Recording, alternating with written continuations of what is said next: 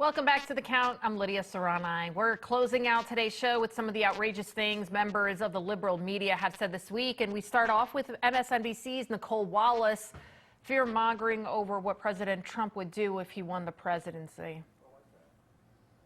Depending on what happens in November, 7 months from right now, this time next year, I might not be sitting here. There might not be a White House Correspondents' Dinner or a free press. While our democracy wouldn't exactly fall apart immediately without it, the real threat looms larger. A candidate with outward disdain, not just for a free press, but for all of our freedoms and for the rule of law itself. Unbelievable. The rule of law he wants to take. Where did President Trump ever say he wanted to take away the freedom of the press? And I just can't even.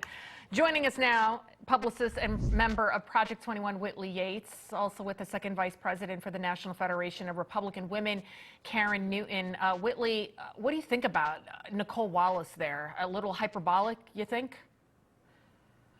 I think Nicole is Cocoa for Cocoa Puffs. She makes these accusations that Trump is going to cancel the White House Correspondents' Dinner and or somehow fire her. Now, she may indeed deserve and need to be fired, and that would not be up to former President Trump. But the truth is, she's trying to get Americans to feel like he is some type of a tyrant, some type of a dictator, when we actually know exactly what a presidency is like with him at the helm. Right. If there's anybody that's trying to limit freedoms and is weaponizing the judicial system, it's none other than Joe Biden. Now, Karen, today is May 4th, which is Star Wars Day. May the 4th be with you, you know. But yesterday, Star Wars actor Mark Hamill was at the White House press briefing, not to talk about Star Wars, but about the Chips and Pact acts for some reason. I want you to take a look at what happened when he left the podium. Thank you. Thank you. Okay. Thank you so much for being here. I got to get those shades. He's your only hope. Thank you, guys. Thank you.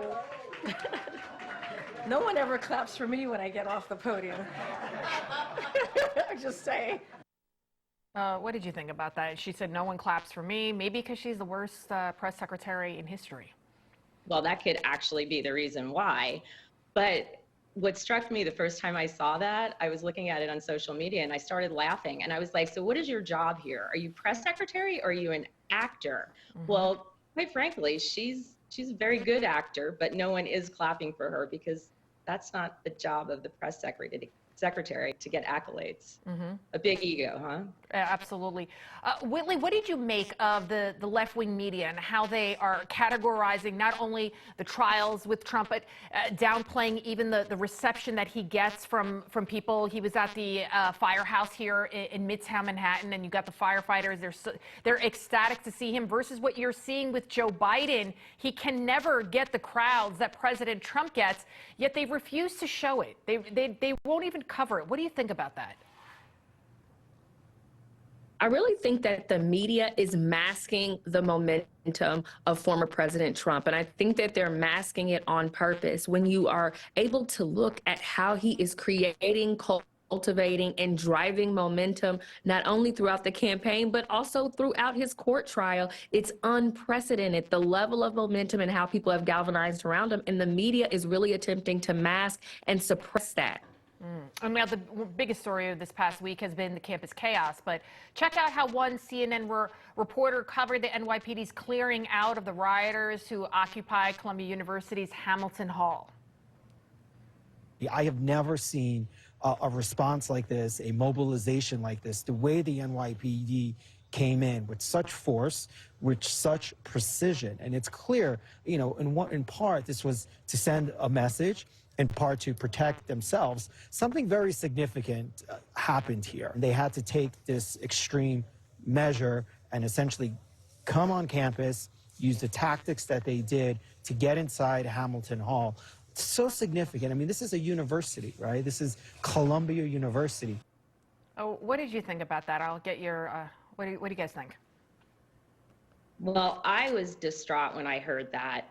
I want to know, the bigger question for me is, these protesters have been training for months.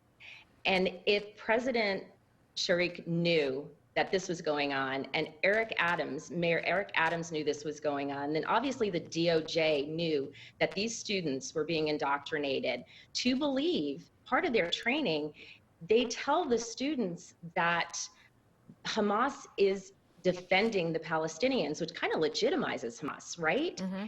And I don't understand why the president of Colombia did not call in NYPD faster before historic Hamilton Hall, a hall that my husband, who went to Columbia, walked for years and years. Why it got to the point that they allowed these students, these demonstrators, to destroy that, to destroy the campus experience for students that just want to go to school, they want to go to class, they want to take their finals, they want to be in peace.